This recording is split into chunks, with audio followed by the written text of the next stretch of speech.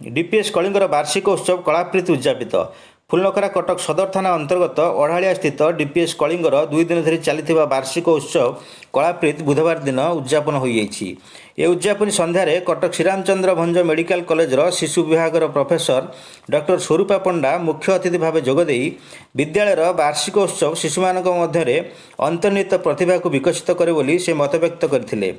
विद्यालयर परिचालन कमिटीर pro vice chairperson माला मिश्र तांक अभिभाषण में कही जे अभिभावक अभिभाविका माने धैर्य और एकाग्रतार सह निज पिलामानक मध्यरे बौद्धिक और शैक्षिक विकास क्षेत्र में यत्नमान हेबा आवश्यक।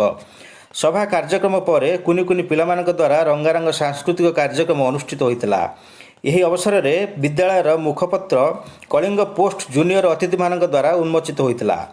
विद्यालयर अध्यक्षा अनुराधा रक्षित कार्यक्रम को परिचालन करुवा बेले विद्यालयर एग्जीक्यूटिव ट्रस्टी सुनयना पात्र, उपाध्यक्ष संजय कुमार जेना, उपाध्यक्षा स्वाति नाथ, प्रधान शिक्षक मुश्ताक अहमद प्रमुख जोग देते।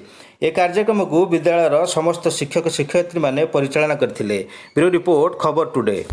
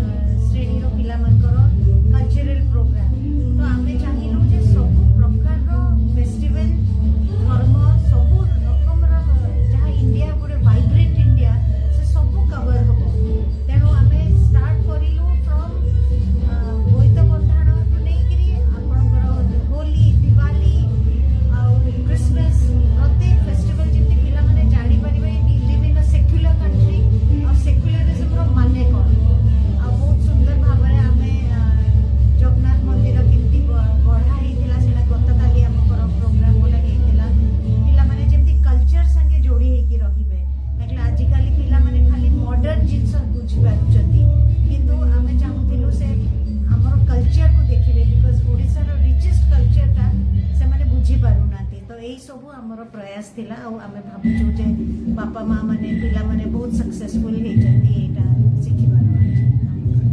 मो ना अनुराधा रक्षित हम दिल्ली पब्लिक स्कूल कलिंगर अध्यक्ष। आमर वार्षिक उत्सव 2 दिन काली आज कराई कारण आमर प्राइमरी लेवल रु षष्ठ श्रेणी जाए पिला नहीं आम 2 दिन ये उत्सवटा करूँ।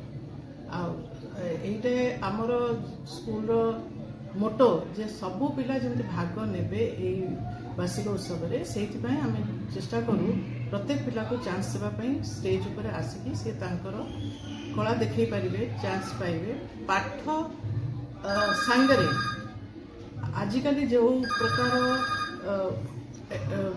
शिक्षा दिया जाउची सेटा कौन करुच्ची कि पिला मानू बड़ हेले से माने प्रत्येक पिला तांकर पाठ सांगरे निश्चित भाव में अन्य कौन टैलेंट तांकर ता सांगरे सांगरे चली सो जोटा कि आजिकल बहुत दरकार।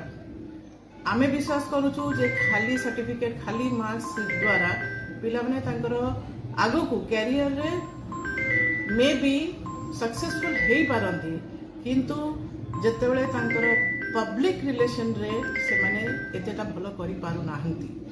तो आज मोबाइल जुग रे सब किछ मोबाइल रे अवेलेबल अछि किंतु तथापि आमे चेष्टा करू तांको प्रत्येक एक्टिविटी रे इन्वॉल्व करके पिलांको